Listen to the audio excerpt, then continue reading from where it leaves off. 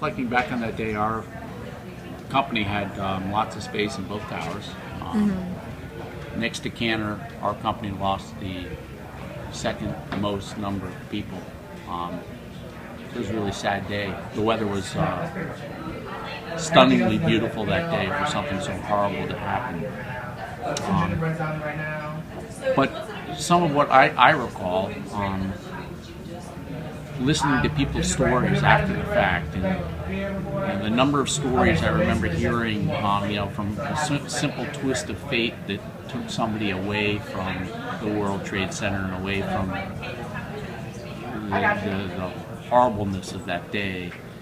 For every one of those stories I heard, other stories that a simple twist of fate put somebody into harm's way.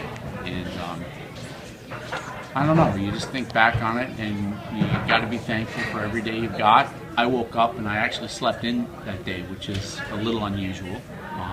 I'm usually down in the office pretty early.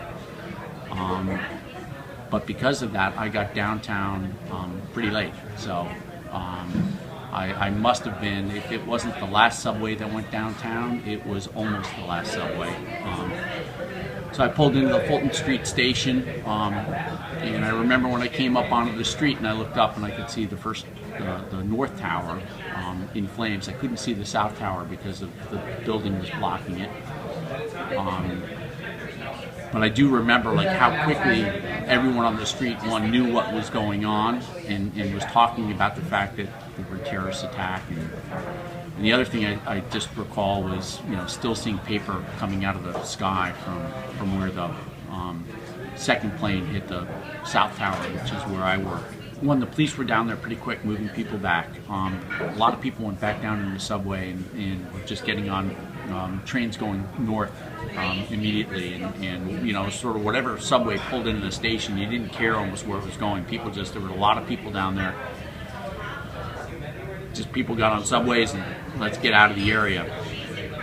So I did that along with a lot of other people, jumped on this one subway, and it actually took me into Brooklyn. It took me over the bridge into Brooklyn.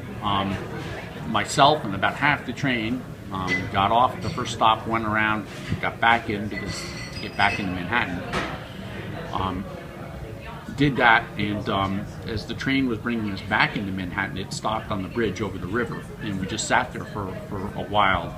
And it was from that vantage point where I saw the first tower collapse, which was the tower I lived in, or worked in, rather.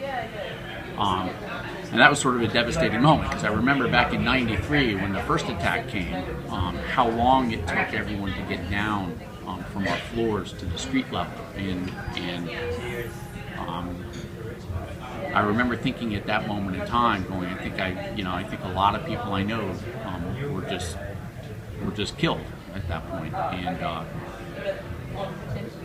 you get through the event, and the next day you found out that actually no, everybody who was in our office space in the South Tower survived,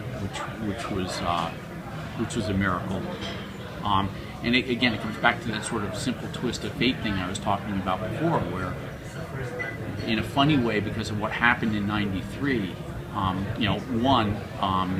they put lighting in all the stairwells, but beyond that, because of what happened in '93, most of the people that were in our office that day, as soon as the first plane hit, they were like, it's time to get out of here, get out of here and go home. And so people were moving right away. Although there were people there when the second plane hit, everyone moved. They didn't listen to the announcements that people should hang out in their office or go back to their office and wait for the all clear sign kind of thing. And they moved and they got going. So in a funny way, because of what happened in '93, I sort of chalked that up to. If '93 hadn't happened, maybe a lot more people may have died that day.